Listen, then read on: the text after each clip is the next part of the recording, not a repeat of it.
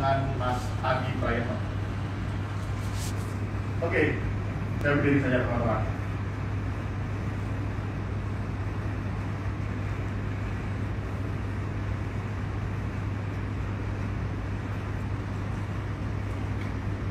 Sebenarnya survei ini sudah selesai di bulan Februari ya. Cuman karena kemarin kami lihat isunya bukan di sini, tapi kepada penundaan pemilu, makanya kita coba untuk menunda, dan hari ini kita putuskan untuk merilis.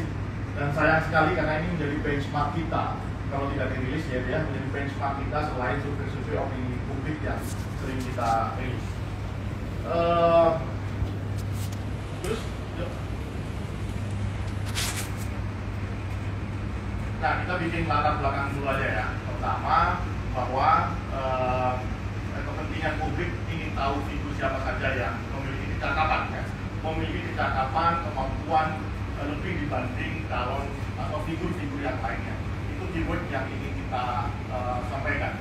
Kemudian yang kedua, melalui survei key opinion figure inilah para tokoh baik dari akademisi, jadi narasumber kita itu dari berbagai kalangan gitu ya, ada rektor di berbagai universitas di Indonesia, kemudian ada bawahan yang terwakili misalnya dengan struktural NU Muhammadiyah ketuanya, kemudian ada budayawan. Kalau tadi teman-teman melihat di sebelum slide yang ini ada foto-foto ada kayak Ahmad Tohari gitu ya, budayawan yang di Jawa Tengah yang terkenal. Kemudian ada praktisi media. Nah, kita mengkategorikannya praktisi media itu lebih kayak ketua PWI di masing-masing provinsi. Kira-kira seperti itu. Ada dunia usaha, baik itu Kadin gitu ya. Perwakilannya seperti itulah. Terus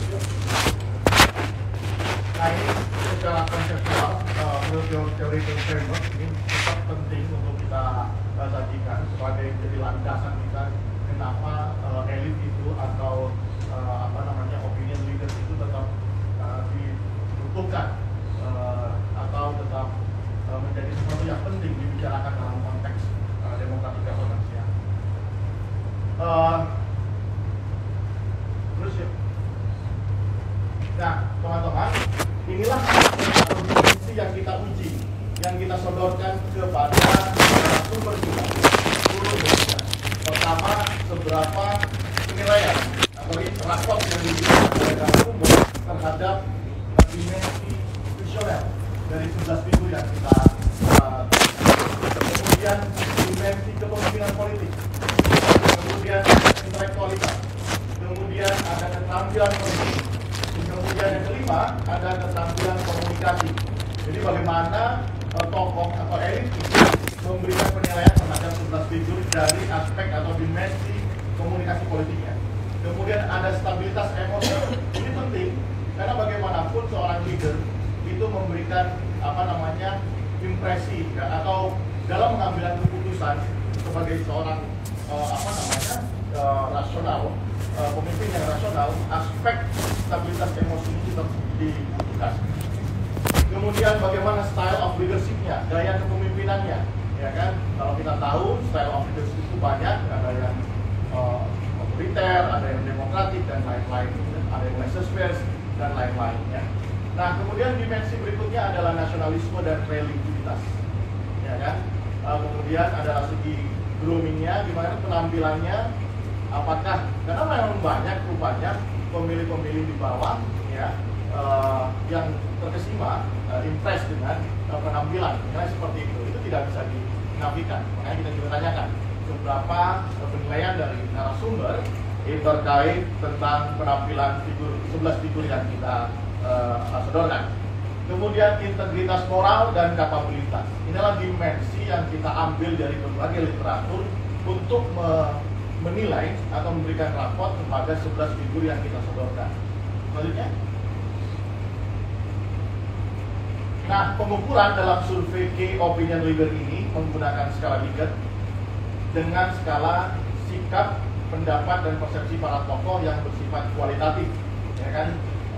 Kemudian diolah dengan cara mencari rata-rata, ya, dengan cara rata-rata. Jadi sifatnya ini deskripsi.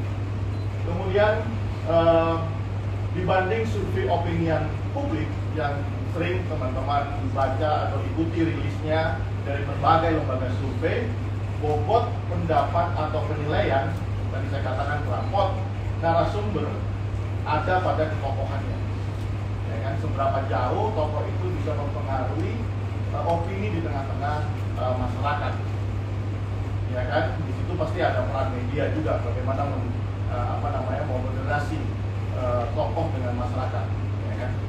Nah, itu menjadi metode pengukurannya. Selanjutnya ini nilainya, jadi nanti teman-teman menilainya ada skala, ya, nilai maksimalnya 10, nilai minimalnya 1, kemudian menggunakan interval 2. Jadi kalau di dalam survei opinion publik itu lebih ke prosentase dari total keseluruhan populasi. Biasanya kalau kami PRC dan PPI itu menggunakan data DPT, sehingga itu bisa menggambarkan keseluruhan populasi yang ada, yakni mereka yang berumur 17 tahun ke atas atau yang sudah punya hak pilih. Kalau ini bukan, ini tidak mewakili populasi, ini hanya mewakili 207 responden. Tetapi dengan besarnya narasumber yang kita wawancara, kecenderungan itu bisa nampak dari data yang kita miliki. Nah, ini skala nilai rata-ratanya, itu kategorinya. Nanti akan ditemukan nilai rata-rata misalnya 1 sampai 1,99 atau 2, gitu ya. Itu sangat buruk. Kemudian 2, 3 dan 3,99 itu buruk. 4 sampai 5,99 itu cukup. 6 sampai 7 itu baik, dan 8 sampai 10 itu sangat baik. Meskipun dalam data nanti akan sedikit sekali, yang mungkin hanya satu data yang ada di angka 8 sampai 10. Next. Nah, survei ini dilakukan terhadap 207 tokoh dari 6 unsur, ya kan, di 34 provinsi di Indonesia. 33 perguruan tinggi, 35 media massa, 35 dunia usaha, 35 ormas keagamaan, 34 institusi budaya, 35 lembaga swadaya masyarakat. Tokoh-tokoh yang menjadi narasumber berada di 34 provinsi, masing-masing provinsi 6.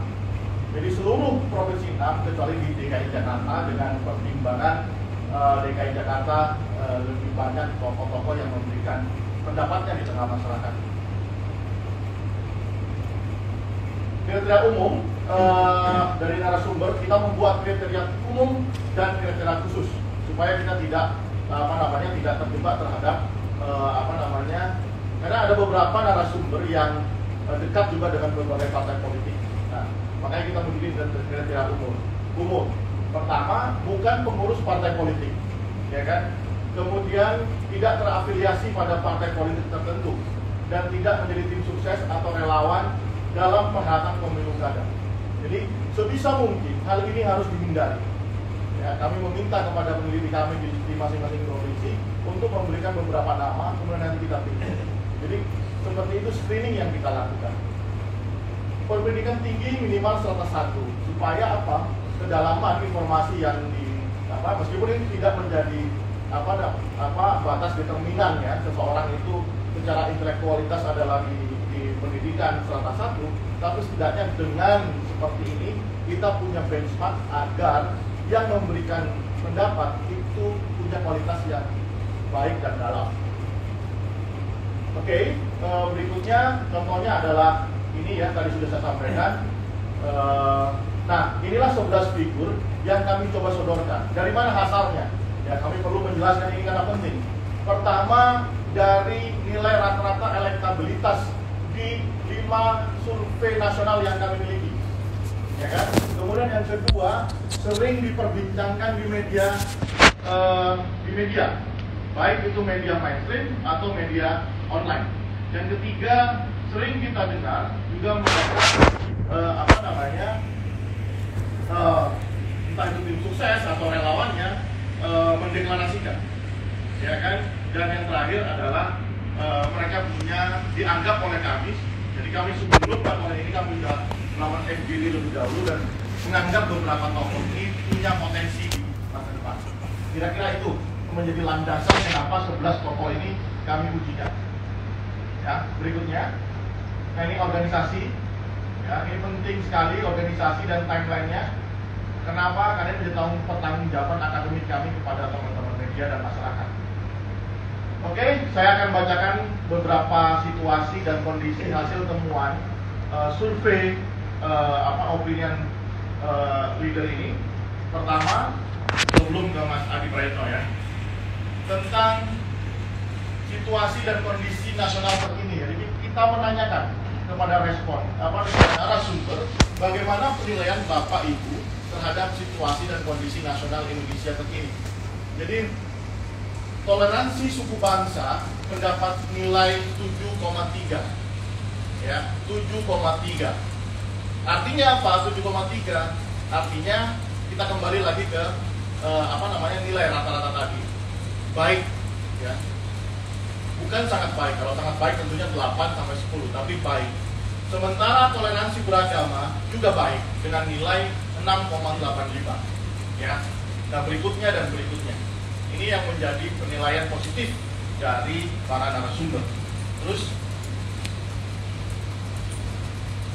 bagaimana penilaian Bapak Ibu terhadap kinerja lembaga-lembaga negara atau pemerintah berikut ini? Ya. Di sini jelas bahwa saya highlightnya tentu adalah di yang pertama yang nilainya baik itu ada mulai dari Kejaksaan Agung nilai 6 sampai ke 8 itu ada KPK hingga Dewan Perwakilan Rakyat. Ya. Nah, bagaimana penilaian narasumber ketika kita menanyakan isu-isu pembangunan yang menjadi concern mereka ada di infrastruktur. Bagaimanapun kita tahu kita punya pemimpin yang fokus sekali pembangunannya itu berbasis bagaimana pembangunan infrastruktur yang ada begitu ya. Kemudian adalah penanganan COVID, kemudian pemulihan ekonomi nasional. Nah, yang menjadi concern kita juga di sini yang paling rendah nilainya adalah kesempatan kerja. Kesempatan kerja itu dirasakan menurut para narasumber. Terakhir, silakan. Nah, bagaimana kualitas demokrasi? Ini penting daripada misalnya kita menanyakan kualitas demokrasi kepada responden di survei opinion publik. Tentu kita lebih firm ketika menanyakan isu ini kepada mereka-mereka yang punya kapasitas akademik ataupun akses informasi yang jauh lebih baik tentang kualitas demokrasi. Bagaimana penilaian Bapak Ibu terhadap kualitas demokrasi di Indonesia? Hak-hak politik, political rights itu mendapatkan poin 6,91, kebebasan sipil 6,6, dan lembaga-lembaga demokrasi ada di 6,07. Berikutnya ke menu utama akan disampaikan oleh sahabat saya Adi Praetno. Silakan. Ya, silakan. Terima kasih Mas Rio, teman-teman media dan para hadirin. Assalamualaikum warahmatullahi wabarakatuh. Saya duduk atau berdiri ya? Berdiri ya, biar agak sedikit kelihatan. Bisa di slide-nya, bisa dilanjut Mas. Saya sedikit ingin mempertegas apa yang disampaikan oleh Mas Rio tadi, bahwa survei yang kita lakukan saat ini adalah survei kolaboratif yang dilakukan oleh Politika Research and Consulting dan Parameter Politik Indonesia. Nah, survei kali ini kita sebut sebagai riset kualitatif karena yang kita wawancara itu adalah tokoh-tokoh kunci yang ada di seluruh provinsi di Indonesia, 34 dari berbagai kalangan. Dari akademisi, ada aktivis, ada budayawan, terus aktivis LSM, kelompok-kelompok usaha, dan seterusnya, dan seterusnya. Nah, orang-orang yang kemudian kita wawancara ini adalah orang yang kemudian kita anggap sebagai orang yang paham betul terkait dengan situasi politik sosial, bahkan soal roadmap Pilpres 2024 yang akan datang. Dan yang diwawancara seperti yang disampaikan oleh Mas Rio adalah kurang lebih sekitar 207 orang. Dan menurut kita yang kita wawancara itu adalah mereka yang paham betul secara logika, secara opini tentang bagaimana potret kebangsaan kita, dan tentu saja tentang Pilpres di 2024. Kalau dulu kan kita melihat secara umum opini publik, ya secara random, secara acak, yang muncul adalah persentase 20%, 15%.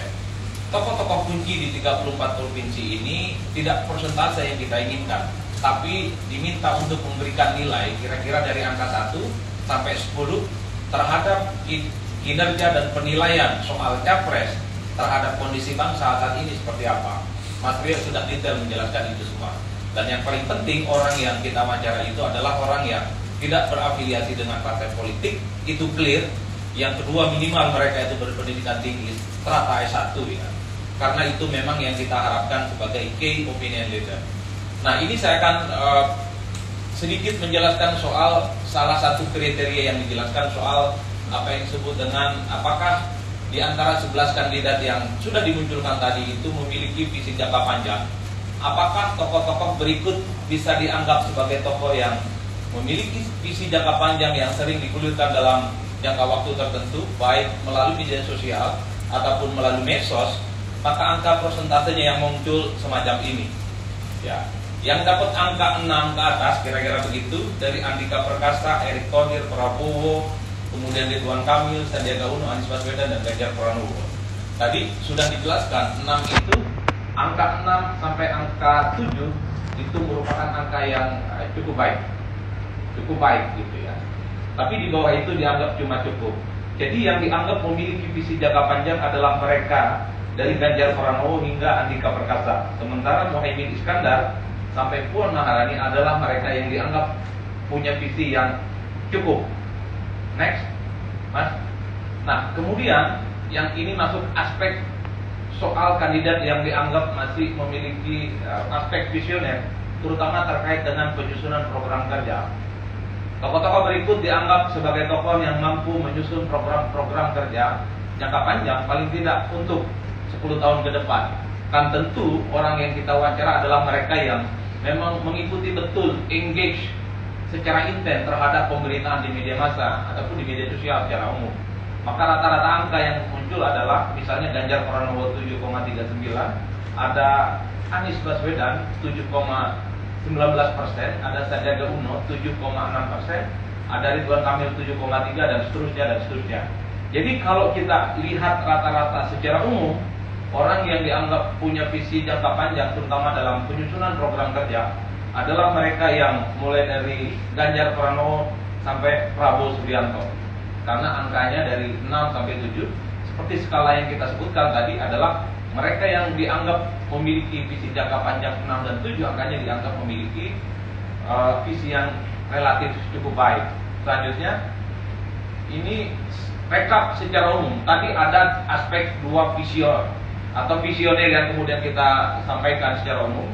Ini rekapnya adalah rata-rata gitu ya, bahwa kandidat capres 11 nama yang kita tampilkan tadi yang memiliki aspek rekapitulasi visioner yang secara utuh. Misalnya kita cek Ganjar Pranowo 7,41%, kemudian ada Anies Baswedan 7,15%, ada Sandiaga Uno itu 7,1%, kemudian Ridwan Kamil 6,9%, Erick Thohir 6,59%, Prabowo Subianto itu 6,58%, dan kemudian Andika Perkasa 6,10%. Artinya apa? Ini adalah nama-nama yang kemudian dianggap memiliki visi ataupun pola pikir yang visioner yang berjangka panjang menurut para key opinion leader yang kemudian kita survei. Lanjut. Ini soal ketika kita tanya tentang kriteria lain soal capres 11 nama itu, soal bagaimana memimpin organisasi dengan berskala besar misalnya. Ini potret kepemimpinannya. Apakah tokoh-tokoh berikut mempunyai kemampuan yang baik atau memadai dalam memimpin organisasi dalam berskala besar? Itu adalah pertanyaan yang kita sampaikan kepada key opinion leader. Rata-rata gitu ya. Nilai 7 itu didapatkan oleh Ganjar 7,48, kemudian ada Anies Baswedan 7,20, kemudian Prabowo itu 7,2, kemudian Sandiaga Uno 7,2 sama dengan Prabowo Subianto. Ini satu partai gitu. entah siapa nanti yang maju itu wallahu a'lam bishawab. Kemudian ada Ridwan Kamil 6,90, kemudian Erick Thohir 6,77, kemudian Andika Perkasa 6, Andika Perkasa itu 6,6, kemudian Muhaimin Iskandar, kemudian Erlangga Hartarto, kemudian Agus Harimurti dan Puan Maharani. Kalau dilihat secara rata-rata, maka totalnya nama-nama ini 10 orang itu masuk dengan penilaian 6-7 yang berkategori cukup baik. Hanya Mbak Puan Maharani yang dianggap cukup karena angkanya tidak sampai 6. Kemudian ketika ditanya soal ini menduduki jabatan politik, ya, apakah tokoh-tokoh berikut memperlihatkan kemampuan yang baik atau memadai saat memimpin dan menduduki jabatan publik di pemerintahan, di eksekutif? Ini adalah penilaian key opinion leader yang kita wawancara secara umum, ya. Jadi dari Ganjar Pranowo hingga Muhaimin Iskandar itu dianggap sebagai tokoh ataupun pemimpin yang dianggap memperlihatkan kemampuan memimpin, ya, memperlihatkan kemampuan yang baik atau memadai saat menjadi pimpinan ataupun menduduki jabatan politik yang ada di pemerintahan di Republik ini.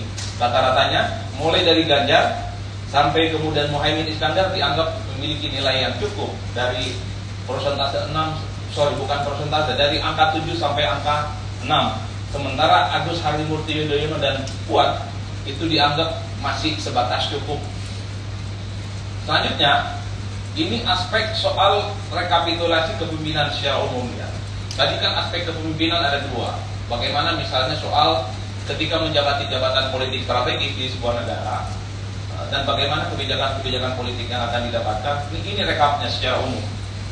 Jadi rekap secara umum, mulai dari Ganjar Pranowo hingga Agus Harimurti Yudhoyono, ini memiliki angka rata-rata 6-7. Yang memiliki angka 7 itu adalah Ganjar, Anies, Sandiaga Uno, Ridwan Kamil, dan Prabowo Subianto. Ini saya kira angka-angka yang cukup atau sangat baik. Sementara Erick, Andika, Muhaimin Iskandar, Erlangga Hartarto juga baik. Tapi mereka mendapatkan angka 6, masih di bawah 7, di bawah 4 nama besar gitu, ya. Ganjar Pranowo, Anies, Sandiaga Uno, Ridwan Kamil, dan Prabowo Subianto.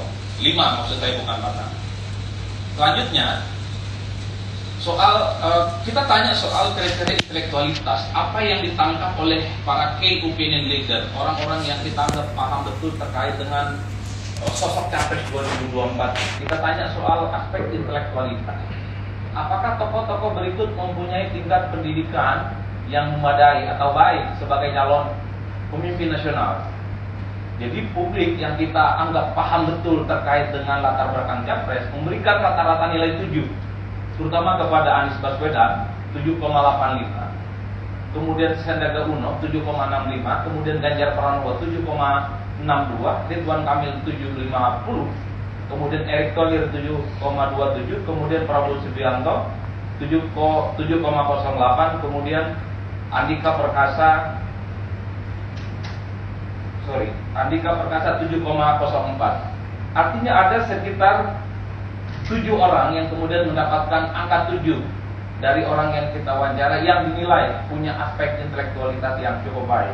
Nah, selebihnya orang seperti Agus Harimurti Yudhoyono, kemudian Erlangga, serta Muhaimin Iskandar dan Puan Maharani juga masuk kategori cukup baik, tapi hanya mendapatkan angka 6. Itu secara umum soal aspek penilaian intelektualitas, ya, yang diberikan penilaian oleh para key opinion leader. Selanjutnya soal gagasan cemerlang, ya. Kalau tadi kan soal background pendidikan, ini kan soal gagasan cemerlang. Apakah tokoh-tokoh berikut mempunyai kemampuan untuk mengeluarkan ide-ide cemerlang? Jadi aspek intelektualitas itu ada 2. Pertama soal basic dan latar belakang pendidikan, yang kedua adalah soal ide-ide cemerlang. Setidaknya ide-ide yang ditangkap, yang pernah didapatkan oleh para key opinion leader, para orang yang kemudian kita wawancara beberapa waktu yang lalu. Secara umum, misalnya Ganjar Pranowo diberikan angka 7,64% yang kemudian dianggap memiliki ide-ide yang cemerlang. Di bawahnya itu ada Anies Baswedan, juga dianggap memiliki gagasan-gagasan yang juga relatif cemerlang, 7,59%. Kemudian Ridwan Kamil 7,49%, ada Sandiaga Uno 7,420%, Erick Thohir 7,22%. Artinya dalam gagasan-gagasan yang cemerlang ini hanya ada 5 orang yang kemudian mendapatkan nilai 7 dari para tokoh yang kemudian kita wawancara secara umum. Selebihnya Prabowo Subianto hingga Agus Hardi Yudhoyono, Erlangga serta Muhaimin Iskandar serta Andika Perkasa mendapatkan rata-rata angka nilai 6. Seperti Puan Maharani mendapatkan nilai 5. Ini tentu tidak terlepas bagaimana para key opinion leader itu mengcapture berbagai informasi, isu yang kemudian disampaikan oleh 11 nama-nama ini yang selalu memenuhi spotlight pembicaraan soal Pilpres 2024. Bahkan kita misalnya yang di Jakarta bisa melihat dari jauh betapa 11 nama ini hampir tiap hari selalu berdenyut melalui media sosial ataupun media mainstream menyampaikan gagasan-gagasan yang menurut mereka sangat potensial sebagai upaya bekal utama menuju jalan panjang di 2024. Pastinya itu yang menjadi preferensi utama para key opinion leader itu. Selanjutnya, soal aspek intelektualitas juga, soal pemecahan masalah. Ini rata-rata angkanya itu mulai dari Ganjar hingga Erick Thohir itu mendapatkan skala angka 7 ya. Kemudian Prabowo Subianto hingga Agus Harimurti Yudhoyono mendapatkan angka rata-rata di angka 6 ya, 6. Prabowo misalnya 6,94, Andika 6,78, kemudian Muhaimin 6,37, kemudian Erlangga itu 6,29, kemudian Agus Harimurti Yudhoyono 6,5, kira-kira begitu. Jadi aspek intelektualitasnya itu ada 3 tadi, soal latar belakang pendidikan, soal gagasan ide yang cemerlang, dan yang ketiga itu soal bagaimana para kandidat ini dianggap memiliki problem solver, pemecahan masalah yang kemudian bisa diharapkan menjadi solusi permasalahan bangsa secara umum. Ini rekap soal intelektualitas. Ada 3 aspek tadi, aspek latar belakang pendidikan, yang kedua cemerlang tidaknya sebuah gagasan, yang ketiga adalah tentang visi yang mereka sampaikan secara umum. Rata-rata kira-kira begitu, tidak jauh berubah dari penilaian 3 aspek itu. Ganjar Pranowo mendapatkan angka 7,58%, Anies Baswedan mendapatkan angka 7,57, angka ketat ini, gitu ya. Kemudian Sandiaga Uno, kemudian Ridwan Kamil, ada kemudian Erick Thohir. Kalau kita lihat rata-rata dari awal kan memang ini adalah nama-nama yang selalu masuk 4 ataupun 5 besar yang selalu memenuhi spotlight soal survei-survei opinion publik.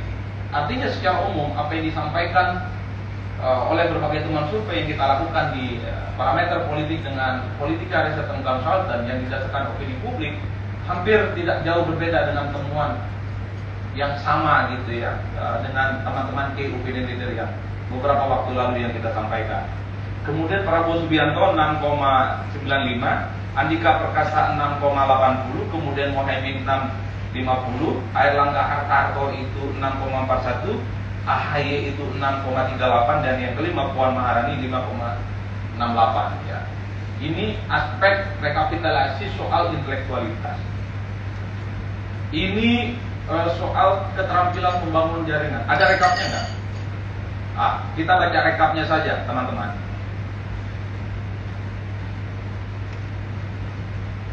Oke, ini rekap soal keterampilan kepemimpinan. Pertama itu tadi ada lobby ya, kemudian ada membangun jaringan, kemudian soal penyelesaian konflik. Jadi ada 3 variabel misalnya soal keterampilan ya. Pertama itu adalah lobby, keterampilan politik, dan menyelesaikan masalah.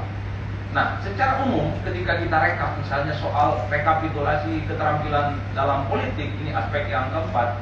Ganjar Pranowo itu oleh para key opinion leader diberikan angka 7,55. Kemudian disusul Prabowo Subianto 7,30.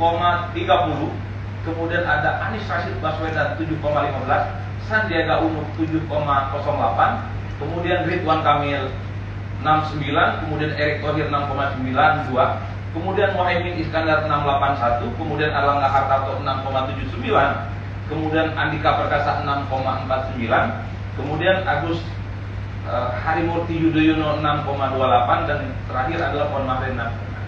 Ini adalah rekap soal aspek keterampilan politik yang dimiliki oleh 11 kandidat capres yang kemudian kita survei, yang kita anggap selalu muncul dalam survei-survei opini publik. Aspek lobby, soal kemampuan keterampilan berpolitik, dan tentu saja soal kemampuan memecahkan persoalan-persoalan besar kebangsaan secara umum. Lanjut. Ini aspek soal komunikasi menyampaikan gagasan politik. Ini ada rekapnya. Ada beberapa aspek soal komunikasi membangun opini publik. Apa aja aspeknya? Next. Oke. Kalau soal aspek komunikasi, rekapitulasi keterampilan komunikasi politik, kan ada dua variabel. Pertama, menyampaikan gagasan kepada publik. Yang kedua, soal keterampilan secara umum, bagaimana mengkomunikasikan ide-ide besar tentang kebangsaan kepada publik. Kalau kita lihat rekap secara umum, rekapitulasi keterampilan komunikasi politik dari 11 nama capres yang muncul, yang kita pilih berdasarkan survei opini publik, rata-rata nilai yang didapatkan oleh Ganjar Pranowo misalnya diberikan nilai yang paling tinggi oleh para key opinion leader 7,55. Kemudian Prabowo Subianto itu 7,30. Anies Rashid Baswedan kemudian mendapatkan 7,15. Kemudian Sandiaga Uno 7,08. Ridwan Kamil 6,94. Kemudian 6,9 bagi Erick Thohir. Kemudian Muhaimin Iskandar itu mendapatkan angka 6,81. Kemudian Erlangga Hartarto itu 6,79, Andika Perkasa 6,49, kemudian Harimurti Yudhoyono, Agus Haryadi Yudhoyono itu mendapatkan angka 6,26 lah. Dan yang terakhir Puan Maharani hanya mendapatkan angka 6. Secara umum sebenarnya soal aspek keterampilan mengkomunikasikan politik gitu ya, yang dimiliki oleh para kandidat itu dianggap baik ya, oleh masyarakat, cukup dan cukup baik ya, secara umum. Artinya para key opinion leader yang terdiri dari tokoh aktivis, agamawan, pelaku usaha, para akademisi, ada di situ rektor gitu ya, kelompok-kelompok anti LSM, menganggap keterampilan komunikasi yang dimiliki oleh 11 kandidat ini rata-rata cukup baik dan cukup mumpuni, dan mungkin mereka cukup paham betul ketika mereka menyampaikan gagasan-gagasan besar terkait dengan berbagai masalah yang mereka hadapi. Misalnya Ganjar Pranowo ketika dikritik berbagai hal terkait kebijakannya yang dianggap kontroversi, Prabowo Subianto juga begitu, ataupun Anies Baswedan gagasan dan kebijakan yang dianggap kontroversi. Tapi karena mereka bisa mengemas berbagai isu yang dianggap kontroversi dengan baik, maka itu kemudian mendapatkan persentase yang nilainya juga rata-rata baik oleh publik ya. Maksud saya oleh para key opinion leader secara umum. Ini soal stabilitas emosi, aspek yang keenam ya. Apa aja aspek-aspeknya? Kita bahas secara rekapnya aja. Lanjut. Stabilitas emosi, lanjut aspeknya apa? Hanya satu ya? Oke. Ini soal stabilitas emosi, salah satu variabel yang kita tanya soal 13 nama capres. Apakah tokoh-tokoh berikut mempunyai ketenangan yang memadai saat menghadapi persoalan, serangan, ataupun kritik terhadap dirinya? Karena teman-teman semua harus kita sampaikan bahwa penilaian terhadap kandidat capres itu salah satunya memang didasarkan apakah dia cukup tenang, kalem gitu ya, ketika dia menghadapi kritikan yang kemudian setiap hari menghajar dirinya secara umum. Nah, kalau dilihat rata-rata skala angka yang diberikan, Ganjar Pranowo misalnya diberikan angka 7,81%. Artinya Ganjar ketika menghadapi persoalan serangan dan kritik diberikan angka oleh para key opinion leader itu 7,81%. Kemudian ada Anies Baswedan 7,77%. Kemudian Sandiaga Uno 7,37%. Kemudian Ridwan Kamil 7,36%. Erick Thohir 7,03%. Artinya ada sekitar 5 kandidat yang dinilai punya ketenangan secara emosi dalam menghadapi berbagai persoalan. Stabilitas emosi secara umum terkait dengan serangan dan kritik yang mereka layangkan. Sementara Muhaimin Iskandar, kemudian Andika Perkasa, kemudian Erlangga Hartarto, Prabowo Subianto, kemudian AHY secara umum itu mendapatkan angka 6 yang diberikan para opinion leader dalam ketenangan emosi mereka dalam menghadapi berbagai persoalan, kritik, serangan dan seterusnya dan seterusnya. Itu aspek yang ke-6. Selanjutnya,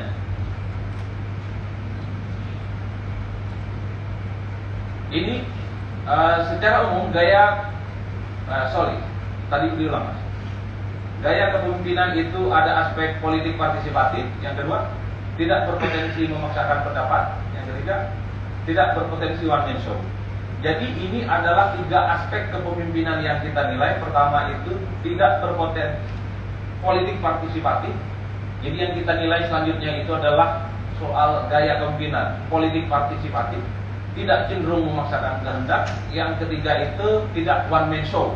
Kalau dilihat hasil rekapnya secara umum,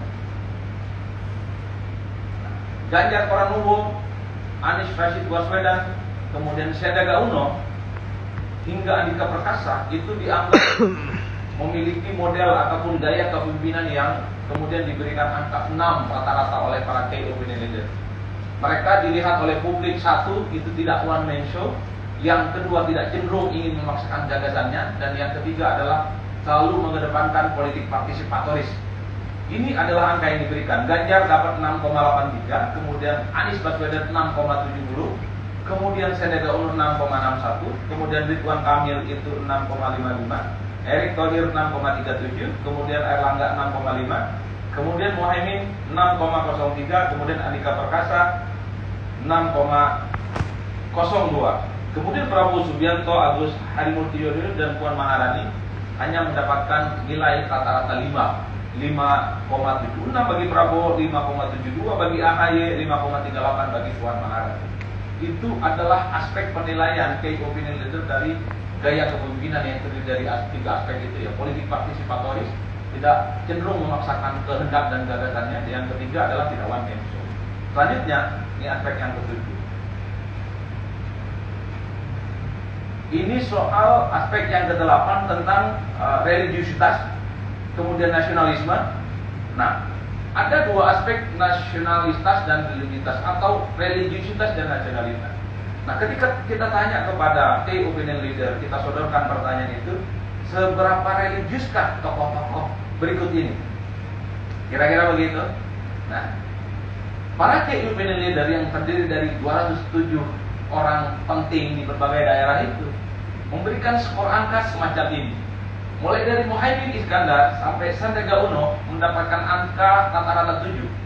Muhaimin Iskandar dianggap sebagai sosok yang dinilai gitu ya, religius ya, yang berpotensi maju di 2024. Angka bagi Muhaimin 7,52. Kemudian Anies Rashid Baswedan kemudian dianggap religius 7,51.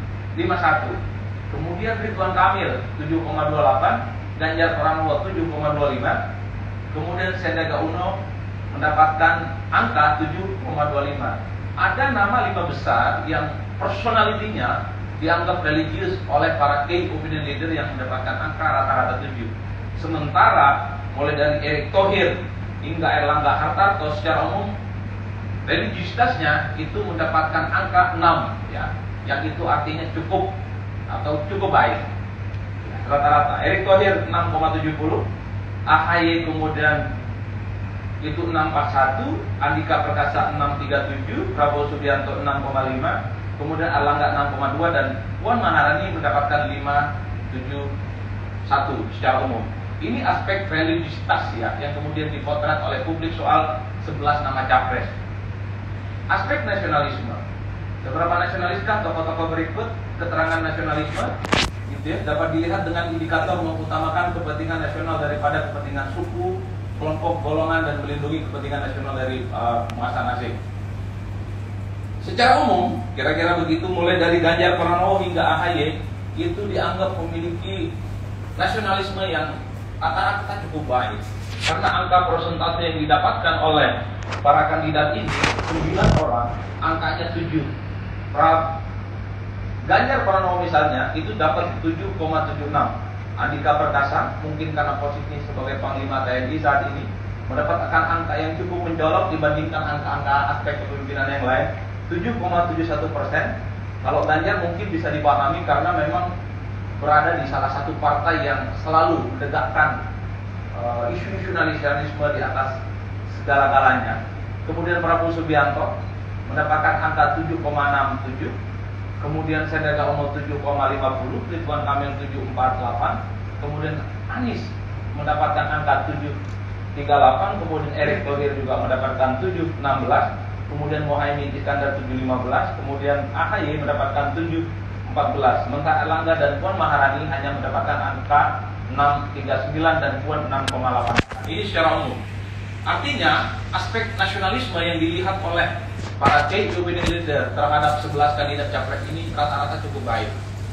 Karena angka yang diberikan itu 6 dan 7. Tapi mayoritas para nama capres itu mendapatkan angka yang cukup baik, 7 gitu ya. Rekap secara umum tentang rekapitulasi religiusitas dan nasionalisme gitu ya. Ganjar hingga Andika Perkasa mendapatkan rata-rata angka 7. Kemudian mulai dari Prabowo hingga Puan Maharani mendapatkan angka rata-rata 6. Ini rekap secara umum. Jadi ada yang mendapatkan 7 dari aspek nasionalisme dan religiusitas, ada yang kemudian mendapatkan angka 6 rata-rata soal aspek nasionalisme dan religiusitas. Lanjut. Nah, ini soal penampilan ya. Ada beberapa aspek penampilan. Pertama, soal pesona. Yang kedua, berkarisma dan berwibawa. Oke. Ini aspek penampilan dari 11 kandidat ini. Jadi suka tidak suka, para key opinion leader juga melihat bahwa seorang karisma, seorang penampilan kandidat capres itu menjadi penting sebenarnya untuk dilihat secara umum. Nah, ingin saya lihat misalnya soal ini. Satu lagi. Nah, ini soal pada aspek pesonanya. Ini soal bagaimana penampilan seorang kandidat. Kalau dilihat rata-rata gitu ya. Kalau sebelumnya Sandiaga Uno itu kalau dia tidak nomor 3, nomor 4, tapi pada aspek penampilan Sandiaga Uno itu mendapatkan angka yang relatif dia unggul ketimbang yang lainnya. Sandi misalnya mendapatkan angka 7,92%. Artinya aspek penampilan yang dimiliki oleh Sandi itu relatif dianggap lebih mempesona ketimbang yang lain. Angkanya 7,92. Disusul oleh Ganjar Pranowo 7,76. Kemudian ada Anies Baswedan 7,66%. Ridwan Kamil 7,63%. AHY 7,7%, kemudian Andika 7,48%, kemudian Erick 7,25%. Artinya ada sekitar 1, 2, 3, 4, 5, 6. Ada 6 calon yang dianggap dari segi pesona penampilan menurut para key opinion leader ini cukup baik. Rata-rata angka yang diberikan 7, gitu ya. Sementara pada aspek penampilan berkarisma dan berwibawa, rata-rata angka yang diberikan kepada Ganjar Pranowo, kemudian Anies Baswedan, Andika, Ridwan Kamil, dan Prabowo Subianto, serta Sandiaga Uno itu rata-rata 7. Artinya ada sekitar 6 orang yang kemudian dianggap berkarisma dan berwibawa dari aspek penampilan. Itulah kemudian yang tadi disebutkan oleh Mas Rio bahwa soal capres, wibawa, berpenampilan itu menjadi aspek penting yang sebenarnya dilihat oleh masyarakat secara umum, yang kemudian itu dipotret oleh para key opinion leader yang kita wawancara beberapa waktu yang lalu. Lanjut Mas, rekapnya saya kira sudah kita lewati. Nah, soal integritas ini adalah aspek yang kesekian tentang kriteria capres. Soal aspek integritas itu soal kejujuran, yang kedua bebas dari korupsi, yang ketiga itu perhatian kepada rakyat, yang keempat itu tegas dalam mengambil keputusan, yang kelima itu cerdik dan bijaksana, kemudian sederhana dalam hidup, kemudian adil terhadap semua kelompok. Nah, ada sekitar 7 soal integritas moral gitu, adil terhadap semua kelompok, ada kemudian jujur, ada kemudian bebas dari korupsi, ada kemudian perhatian kepada rakyat, tegas dalam mengambil keputusan, selanjutnya misalnya cerdik dan bijaksana, ada kemudian sederhana dalam hidup, kemudian adil terhadap semua kelompok. Artinya ada 7 kriteria dalam soal integritas moral yang kemudian kita all in ditanyakan kepada key opinion leader. Kalau dilihat rata-rata tentang rekapitulasi tentang integritas moral yang terdiri dari 7 aspek tadi itu ya, tentang kejujuran, tentang berdiri di atas semua kelompok gitu ya, dan seterusnya, anti korupsi, berwibawa, dekat dengan rakyat gitu, hidup sederhana. Rekapnya secara umum kita dapatkan dari para key opinion leader itu, mereka para key opinion leader memberikan angka 7,41 kepada Ganjar Pranowo.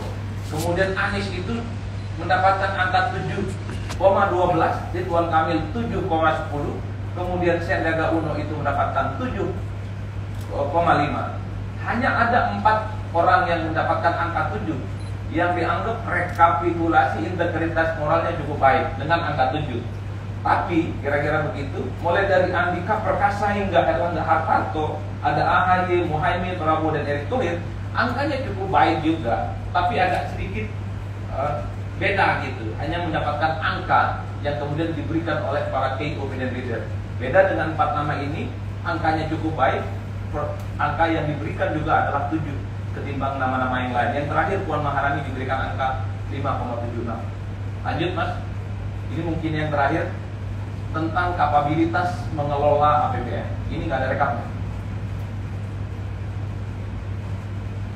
Oke, ini beberapa aspek gitu ya.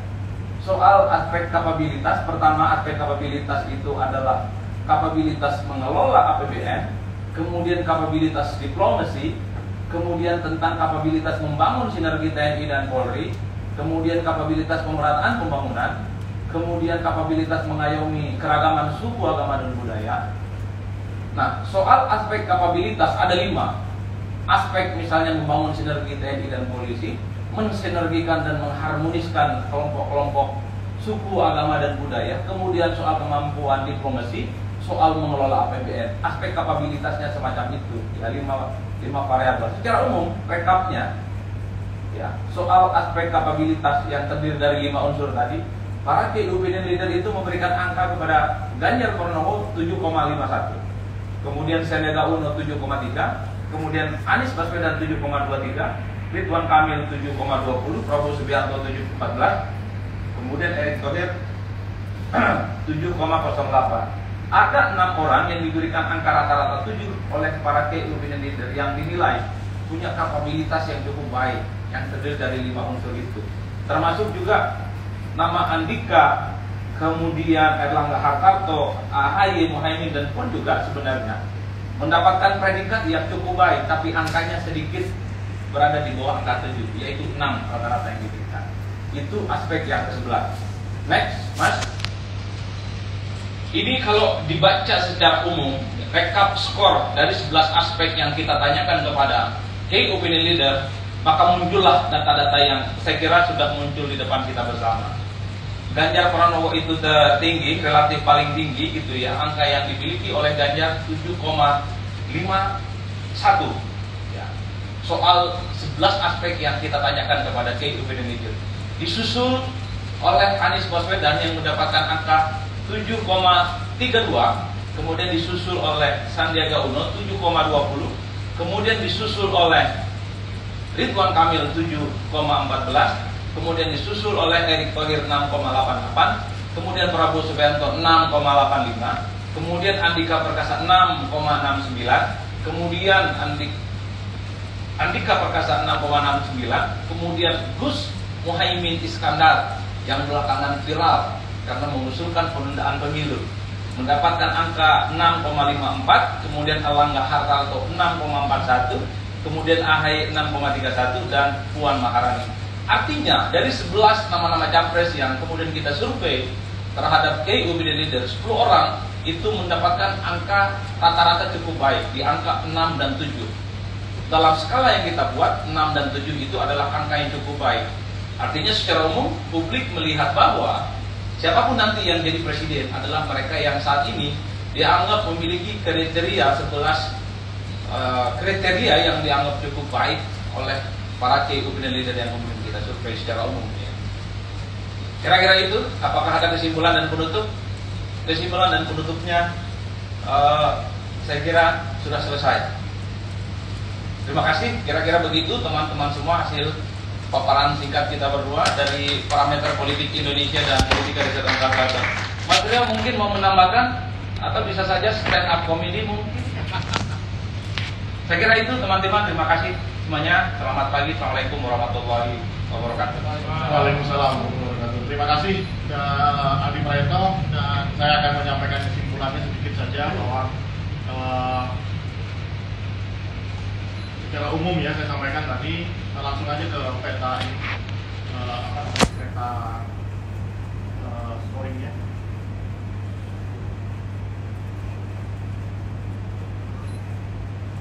tidak disampaikan di sini. Ya, secara umum kan kita tahu bahwa dari hasil survei opini publik yang kita rilis selama 5 kali dalam waktu beberapa bulan ini, tidak ada perbedaan yang signifikan. Di situ ada kekuatan bernama Ganjar Pranowo, kemudian ada Anies Baswedan, kemudian ada Sandiaga Uno, Ridwan Kamil dan lain-lain. Secara umum itu sama, ya, apa temuan yang kita dapatkan, findings-nya dari survei key opinion leader ini dengan survei opinion publik yang kemarin kami juga rilis secara online. Perbedaannya mungkin hanya pada di Prabowo Subianto yang banyak kami di data kami pun juga kalau tidak di nomor 1 selalu di nomor 2 begitu ya.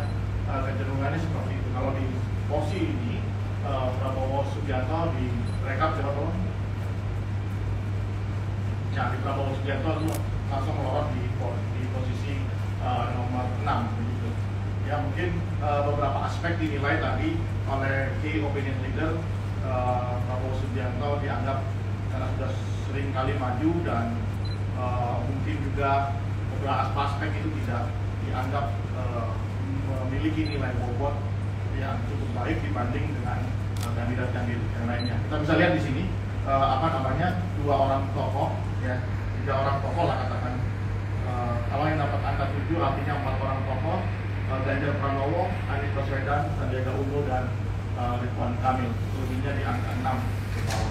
Meskipun rentangnya sama, tetapi kita harus membedakan tokoh-tokoh yang mendapat penilaian di atas 7. Kenapa? Nilai rata-rata yang kita gunakan di 6,79. Saya kira itu, silahkan kami buka pertanyaan, bisa langsung menjawab Adi ataupun saya. Silahkan, terima kasih.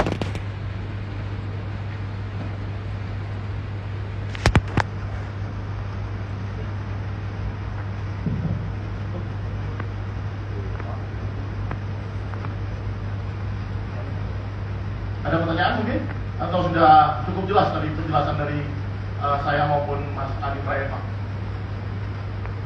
Cukup ya? Cukup. Yang kita kirim bahan tulisnya. Bahan tulisnya ya, ntar lagi kita kirim ya. Sengaja memang kita nggak kirim duluan karena memang khawatir nanti malah muat. Sementara teman-teman di sini datang kan. Jadi kita ingin tentunya teman-teman lebih jauh yang mendapatkan data yang kita akan kirim. Sekali lagi ada yang mau bertanya, mungkin mendiskusikan dari temuan kita, silakan. Ya. Nama-nama yang diinterpretasi berbagai aspek kan berubah-ubah ya. Tapi satu nama yang tidak berubah itu Puan Maharani selalu berada di posisi bawah. Itu tanggapannya gimana nih? Silakan aja. Oke. Halo cek one. Iya, di antara nama berbagai aspek itu kan nama nomor 1 kan berubah-ubah. Dinamis ya. Ya, yang paling buncit Puan Maharani selalu paling bawah. Ada tanggapan soal itu? Tadi mungkin silakan. Pastikan dulu Pak. Oh baik. Ya memang data kami ya di dalam survei opini publik juga menunjukkan angka yang sama. Karena memang begini menurut saya, secara jujur ya, kami akui memang mungkin para key opinion itu tidak pernah mendapati keterlibatan engagement dari Puan Maharani di dalam berbagai isu kebangsaan atau standing dia as candidate gitu ya, tentang isu kebangsaan itu seperti apa. Mungkin key opinion leader belum mendapatkan expose tentang itu semua. Dia tidak pernah berdiri menyampaikan point of view tentang masa depan bangsa ini misalnya, atau engagement dia terhadap keterlibatan dia terhadap berbagai isu, atau mungkin sulit dalam berbicara dengan media atau sehingga para key opinion leader itu tidak bisa memberikan penilaian yang cukup gitu, sehingga dianggap Puan dibanding yang lain ya tidak cukup capable mungkin dibanding yang lain. Saya kira itulah penilaian dari key opinion leader. Adi mungkin awalnya silakan. Ya, saya kira pertanyaan yang cukup baik ya. Dari 11 nama itu kan relatif dinamis dan fluktuatif. Siapa di atas, siapa di tengah gitu ya. Tapi kok yang agak konsisten di bawah itu Mbak Puan? Ini pertanyaan yang sebenarnya cukup menarik. Pertama, sederhana sebenarnya ingin menjelaskan. secara eksposur politik mungkin Mbak Puan ini terlampau dalam tanda kutip kaku. Kalau untuk dia berkomentar, selalu kapasitasnya sebagai pimpinan DPR, tidak out of the box. Agak berbeda dengan tokoh-tokoh yang 10 orang itu. Dia seringkali menampilkan satu personality politik yang out of the box, yang tidak melulu kaitannya dengan posisinya sebagai pejabat publik di negara ini.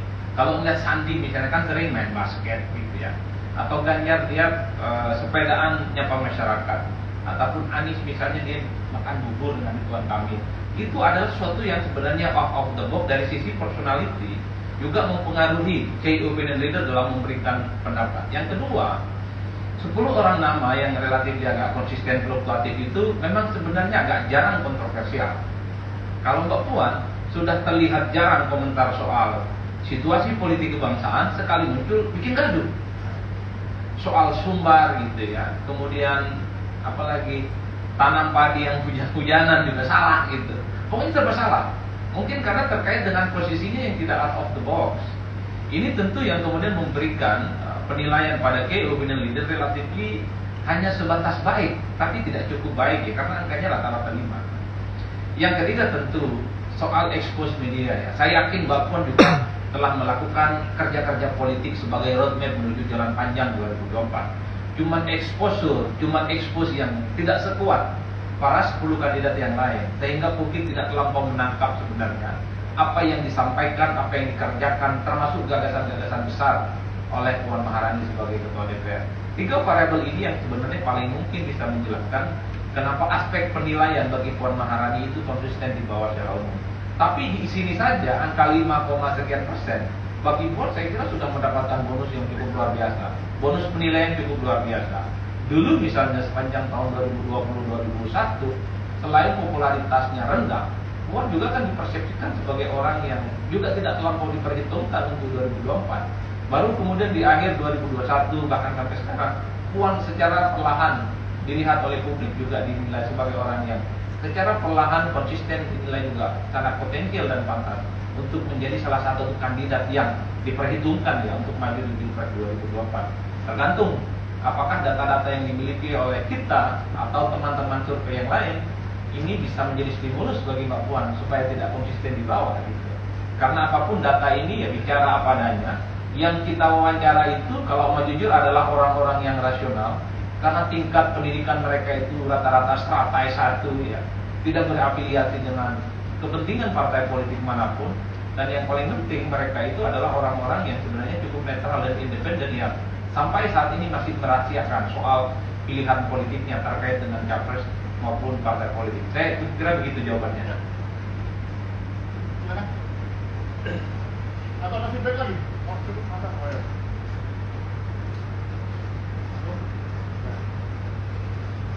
Dari mana, namanya siapa begitu ya? Saya Dio dari cnnindonesia.com. Saya Pak, ini kan Ganjar Pranowo dari sejak asal itu kuat sekali ya, bahkan di akhir itu jadi nomor 1 gitu. Sebenarnya apa sih yang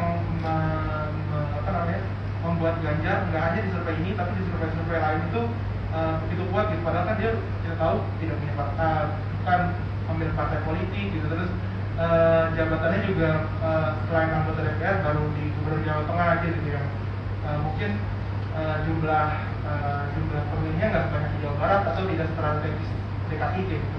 Terus beberapa waktu lalu juga kayaknya habis kena badai public relation karena kasus Wadas gitu. Nah ini apa alasannya nih?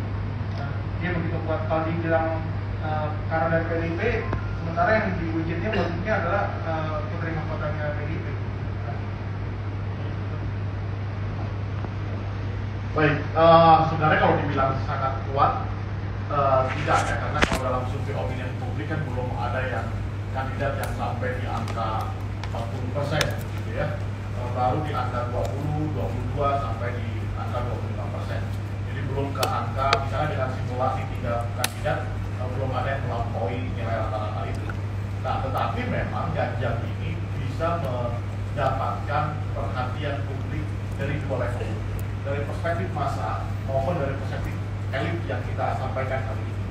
Saya baca dari perspektif massa, dari berbagai survei yang kita lakukan, alasan yang muncul itu adalah gaya, ya kan? Itu kan line ya dengan apa yang kita temukan di sini, gitu ya, gaya. Bahkan cara bicara Ganjar itu menjadi sesuatu buat masyarakat di level grassroots, ya, di level massa. Bahkan cara dia bersikap, cara dia menyampaikan sesuatu, merespon masalah, ya kan. Pikiran saya kemarin ketika kasus Wadas akan ada penampilan yang flop, ya, perhatian yang akan decline dari perspektif massa ke Ganjar. Tapi dengan keberanian datang ke situ, justru dia mendapatkan simpati. Hal-hal yang seperti itu tergambar juga apa yang dipikirkan oleh masyarakat. Hari ini saya jujur, survei ini kami lakukan hanya ingin mendapatkan satu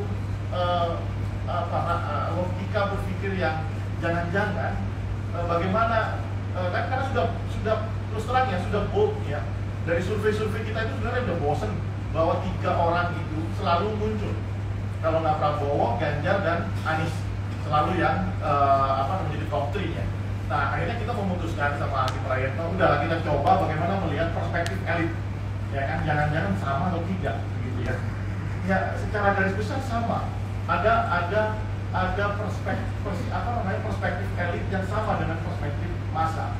Cara melihat figur kandidat calon presiden Indonesia tahun 2024. Oke, kita bicara Ganjar. Tadi dari perspektif massa. Sekarang misalnya elit. Kan line apa yang disampaikan oleh responden di bawah dengan narasumber kita itu line sejajar, sama antara bagaimana dia menilai Ganjar, bagaimana dia menilai Anies Baswedan, itu sama. Apa yang menarik sebenarnya kalau bicara apa yang menarik tadi, mereka itu tertarik dengan gayanya, dengan style of leadershipnya, kemudian banyak sekali momen isu kebangsaan itu juga ditanggapi sama Ganjar. Berbeda dengan Puan Maharani, begitu ya. Ya, dia pandai sekali memainkan media sosialnya, coba cek TikToknya, begitu ya.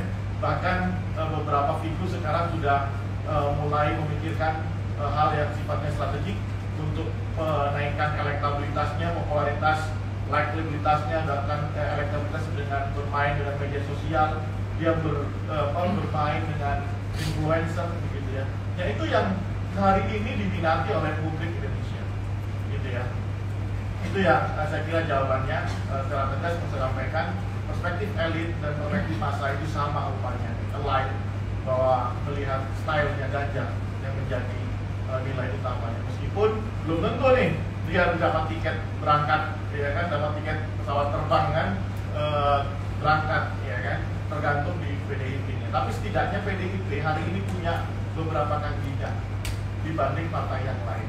Memang ada yang ada di puncak klasemen, ada yang di dasar klasemen, ya kan, dibanding yang beberapa partai yang lainnya justru sudah melakukan gerakan sangat masif membangun pencitraan, bahkan gerakan di level grassroots, tetapi juga tidak naik-naik juga meskipun dia punya tiket partai politik. Nah, kita masih bicara pada arti jalan panjang 2024 ya, begitu.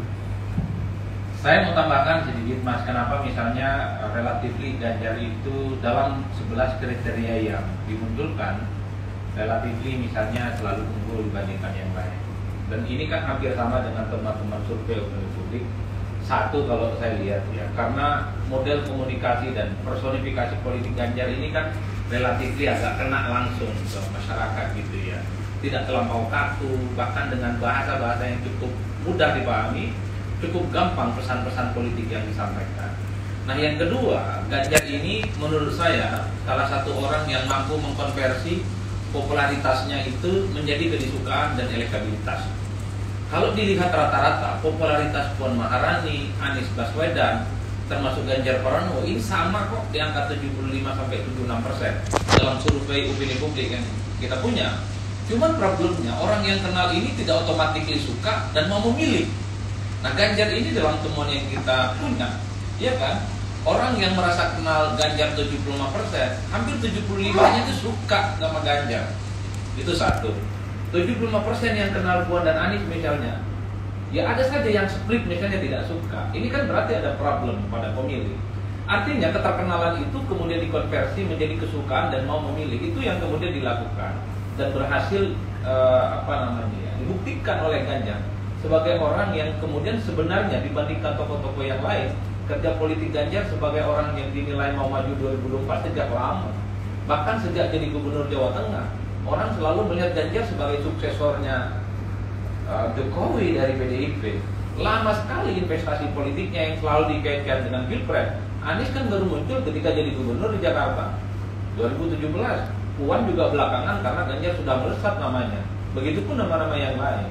Ini yang saya kira menjadi penting sebenarnya untuk melihat bagaimana variabel-variabel kunci yang kemudian membuat Ganjar itu leading. Yang ketiga, Ganjar ini memang naik ya trennya, popularitas dan elektabilitasnya, sekalipun tidak langsung melesat, tapi secara perlahan dia sudah mulai mepet betul. Bahkan dalam berbagai hal ada simulasi dia sudah melampaui Prabowo Subianto. Nah, Anies pada level tertentu sekalipun dia masuk top 3, masuk 3 besar, satu Anies itu elektabilitasnya masih agak sedikit jauh misalnya dengan Prabowo dan Ganjar. Anies itu 12, sementara Ganjar sudah 20. Misalnya Prabowo 21. Ada sekitar jarak 7% yang sebenarnya cukup jauh sebenarnya yang ada antara Anies, Ganjar, dan Prabowo. Itu survei-survei, hampir semua lembaga survei termasuk survei yang kita punya.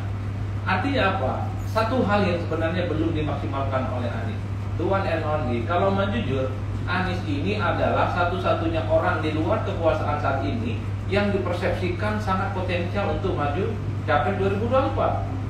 Artinya kalau ada persentase masyarakat yang kecewa terhadap pemerintah saat ini, oposan sikap politiknya, mestinya otomatis dukung Anies dong. Karena dari 10 nama ini kalau mau jujur, ini orangnya istana semua, orangnya pemerintah kan begitu. Kalau mau diserahkan sebenarnya all Jokowi's men. Dari 11 nama ini hanya menyisakan Anies Baswedan yang tidak. Nah, problemnya adalah orang-orang yang oposan, orang yang kritis, orang yang tidak puas terhadap pemerintah, tidak mampu dikonvensi secara total oleh Anies. Ini Anies, AHY tidak terlampau dihitung sebenarnya sebagai representasi kelompok di luar. Ini yang sebenarnya ada apa? Nah, kalau dilihat rata-rata teman-teman semua, Anies itu kalau simulasi namanya misalnya nih ada 11 nama, di situ ada Somad misalnya, ada Gatot Nurmantio dan macam-macam. Anies itu angkanya kecil. Misalnya dia cuma dapat 4 atau 5. Tapi kalau sudah dikerucutkan menjadi 3 atau 4 nama, di situ misalnya tidak ada Ustadz Somad, di situ tidak ada Gatot Nurmantio misalnya, atau kelompok-kelompok kritis lain, angka Anies yang semula 5% bisa jadi 10-11%. Artinya kelompok-kelompok pemilih kritis yang selama ini ada, itu tidak semuanya ke Anies, tapi dia terdistribusi ke tokoh-tokoh lain seperti Abdul Somad, kepada siapa lagi itu, siapa tadi sebut, Pak Gatot gitu ya, ataupun tokoh-tokoh lain di luar kekuasaan. Itu artinya apa? Orang yang selama ini anti terhadap pemerintah, tidak puas terhadap kinerja Jokowi, tidak otomatis lari ke Anies Baswedan. Itu satu hal yang menurut saya menjadi catatan bagi dalam teman survei kita soal kenapa Anies begitu.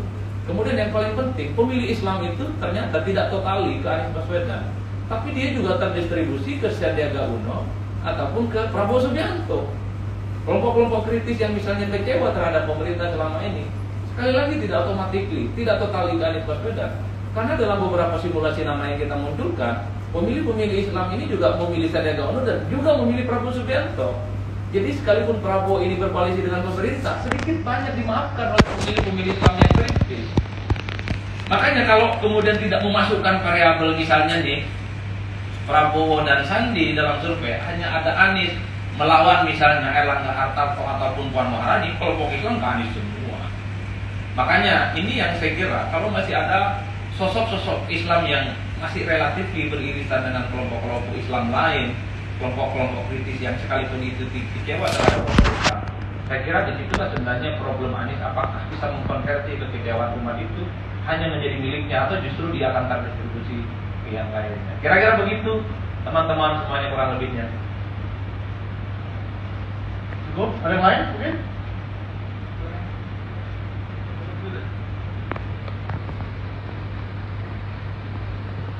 Cukup? Habis jadwal makan siang. Jadwal makan siang ya. Oke, baik, terima kasih teman-teman media dan kembali saya sampaikan terima kasih dan sebanyak-banyaknya atas kehadirannya. Semoga apa yang kita sampaikan ini menjadi mendeviasi perspektif seluruh elemen bangsa ini. Terima kasih. Assalamualaikum warahmatullahi wabarakatuh. Dan diharapkan nanti yang di lantai 2 silakan ada makan di sana. Terima kasih. Makan siang kan? Teman-teman bisa coffee break dan makan siang di lantai 2 ya.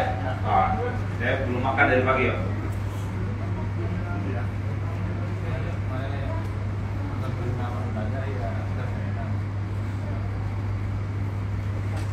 Aduh, lupa ya.